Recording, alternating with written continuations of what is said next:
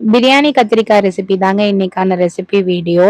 இது உண்மையா சூப்பரா இருக்கும். 1 வீக் வரைக்குமே நான் வச்சு சாப்பிட்டுருக்கேன். இது அவ்வளோ டேஸ்டா இருக்கும். வாங்க எப்படி செய்யறேன்னு பார்க்கலாம்.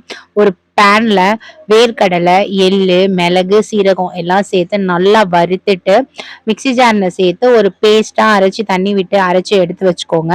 அதே பேன்ல கொஞ்சம் தேவையான அளவு எண்ணெய் இல்லைன்னா நல்லெண்ணெய் சேர்த்துக்கோங்க. வச்சு தாளிச்சிங்கன்னா அவ்வளோ டேஸ்டா இருக்கும். கத்திரிக்காய் சேர்த்து நல்லா வதக்கி எடுத்துக்கோங்க. கத்திரிக்காய் நல்லா வதங்கிட்டு இருக்கும், வதங்கணுங்க.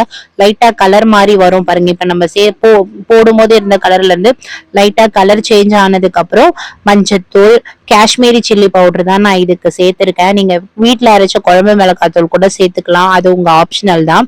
நான் உப்பு தேவையான அளவு சேர்த்து நல்லா ஒரு 5ல இருந்து 6 நிமிஷம் நல்லா வதக்கி விட்டுக்கிறேன்.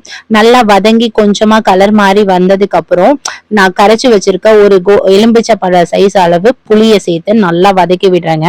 புளி கரைசல் சேர்த்து நல்லா கொதி வந்து எண்ணெய் பிரிஞ்சு வந்துருச்சு பாருங்க. கத்திரிக்காயில நம்ம ஊத்தின எண்ணெய் எல்லாம் வேர்க்கடலை, எள்ளு, மிளகு, சீரகம் அரைச்சு வச்சிருக்க பேஸ்ட் இதோட சேர்த்து நல்லா கிளறி விட்டுக்கோங்க. ஃபர்ஸ்ட் ஒயிட்டா இருக்க மாதிரி தான் இருக்கும்.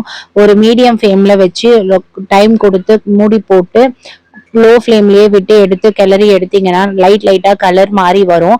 நம்ம ஊத்தின எண்ணெயும் நல்லா மேல திரண்டு வந்துருங்க.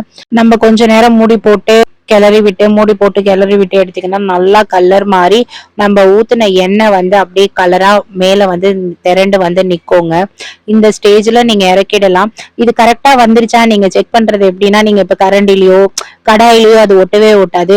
நான் கொத்தமல்லி தூவி இறக்கிக்கிட்டேங்க. இந்த கத்திரிக்காய் தொக்கு ரெசிபி வந்து உங்களுக்கு பிடிச்சிருக்கும்னு நான் நினைக்கிறேன். இதே மாதிரி இன்னொரு ரெசிபி வீடியோல உங்களை பாக்குறேன். பாய்.